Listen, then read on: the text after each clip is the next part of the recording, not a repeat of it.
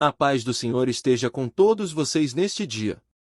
Desde o Ministério Deus de Pactos, damos-lhes uma cordial boas-vindas.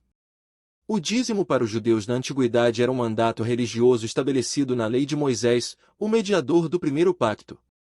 Consistia em dar 10% de seus rendimentos, geralmente em forma de produtos agrícolas ou gado. Era entregue aos levitas, que não tinham herança de terras e se dedicavam ao serviço do tabernáculo e, posteriormente, do templo. O dízimo tinha várias funções. Primeiro, os levitas recebiam o dízimo como parte de seu sustento, Números capítulo 18 versículos 21 a 24. Segundo, apoio aos necessitados. A cada 3 anos, o dízimo também era destinado aos estrangeiros, órfãos e viúvas, Deuteronômio capítulo 14 versículos 28 e 29.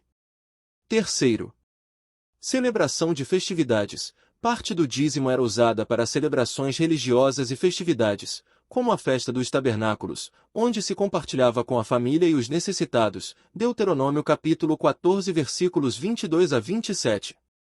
O dízimo era, portanto, uma prática de apoio econômico e social, além de um ato de obediência e devoção a Deus. O dízimo nos tempos modernos.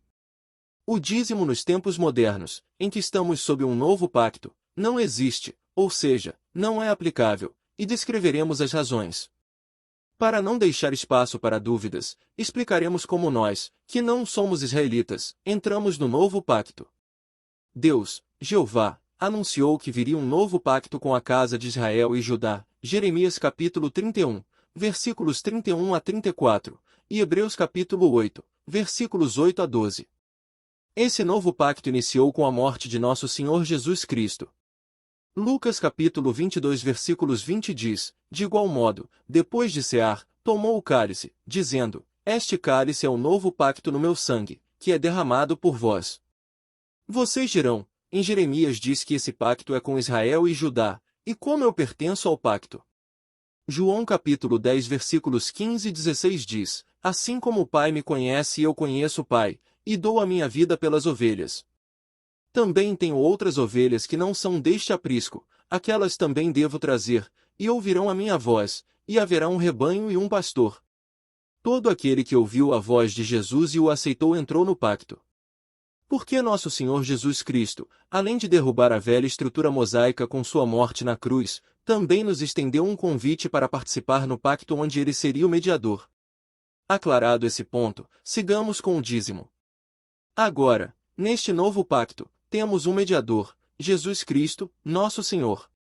O novo mediador resumiu toda a lei de Moisés em 2 leis. Mateus capítulo 22, versículos 37 a 40 diz. Jesus lhe disse, amarás o Senhor teu Deus de todo o teu coração, de toda a tua alma e de todo o teu entendimento. Este é o primeiro e grande mandamento. O segundo, semelhante a este, é, amarás o teu próximo como a ti mesmo. Destes 2 mandamentos dependem toda a lei e os profetas. Ou seja, agora temos apenas 2 leis, amar a Deus com toda a alma e coração, e amar o próximo como a si mesmo. Nós somos o próximo um do outro. Agora vocês dirão, mas há muitas igrejas que pedem dízimo. Respondemos o que acontece com essas igrejas. Essas igrejas estão em desobediência com Deus, escutem isso com muita atenção. Hebreus capítulo 10, versículos 28 e 29 diz, aquele que rejeitou a lei de Moisés morre sem misericórdia, pelo depoimento de 2 ou 3 testemunhas. Quanto maior castigo julgais vós merecerá aquele que pisou o Filho de Deus, e considerou profano o sangue do pacto. Com seus atos, estão pisando o sangue de nosso Senhor Jesus Cristo, expondo a vitupério. Por culpa deles, muitas pessoas não chegam aos pés de nosso Senhor Jesus Cristo, pois muitos se afastam por essa má prática, onde pedem primícias, dízimo, oferta, dízimo especial, e o salário é deixado nas igrejas. Elas continuarão pedindo dízimo, mas quando cada um deles morrer, terão que prestar contas a Deus, e aí será o pranto e o ranger de dentes. No Novo Pacto, o conceito de dízimo não é praticado de maneira alguma como era no Antigo Testamento. No entanto, os princípios de generosidade, apoio à comunidade e cuidado com os necessitados permanecem centrais. Aqui estão alguns aspectos-chave. Generosidade voluntária. No Novo Testamento, o ensino se concentra mais na generosidade voluntária de ofertar com amor. Por exemplo, em 2 de Coríntios capítulo 9, 6, 7, o apóstolo Paulo exorta os crentes a dar generosamente com alegria, não por obrigação. Sustento da igreja e dos necessitados. Os primeiros cristãos compartilhavam seus bens para ajudar os necessitados e sustentar os líderes da igreja. Atos capítulo 2 versículos 44 e 45. 1 Timóteo capítulo 5 versículos 17 e 18. Esse apoio financeiro não é especificado como dízimo, mas como uma resposta às necessidades da comunidade. Exemplos de sacrifício. No Novo Testamento, destacam-se exemplos de sacrifício e generosidade, como a oferta da viúva pobre, Marcos capítulo 12 versículos 41 a 44, e as igrejas da Macedônia, que deram generosamente apesar de sua pobreza, 2 de Coríntios capítulo 8 versículos 1 a 5. Mudança de foco. Enquanto o dízimo no Antigo Testamento era uma lei, o Novo Pacto enfatiza a transformação do coração. A motivação para ofertar não é o cumprimento de uma regra, mas o amor, a gratidão a Deus e o desejo de contribuir para o bem-estar dos outros. Em resumo, sob o Novo Pacto, a prática do dízimo como um mandato específico não é enfatizada, mas os valores subjacentes de generosidade, sustento comunitário e cuidado com os necessitados são promovidos como parte de uma vida cristã fiel e amorosa. O dízimo sob o Novo Pacto se transformaria em vários aspectos fundamentais.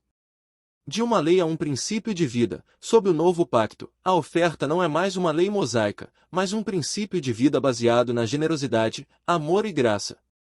O foco muda de uma cota fixa, 10%, para um chamado a dar de acordo com o que cada pessoa decidiu em seu coração, guiada pelo Espírito Santo. 2 de Coríntios capítulo 9 versículo 7. Sustento da comunidade cristã. A prática de dar continua sendo essencial, mas se orienta para o sustento da comunidade cristã, o apoio aos líderes espirituais e o socorro aos necessitados.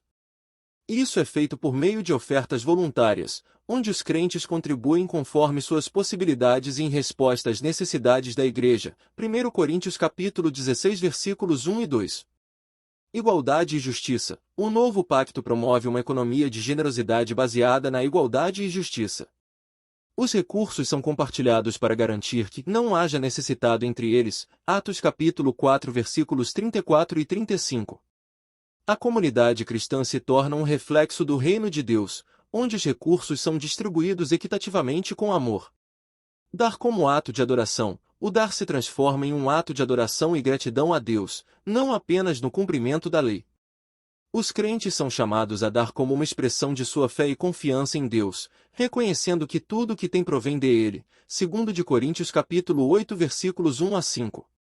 Liberdade no espírito. A nova estrutura religiosa enfatiza a liberdade no espírito, onde cada crente é guiado a dar, não por compulsão, mas por convicção pessoal e amor a Deus e aos outros. Gálatas capítulo 5 versículos 13. Nesta nova estrutura, a oferta é vista como uma forma de expressar a generosidade e o amor de Cristo, em vez de uma obrigação religiosa.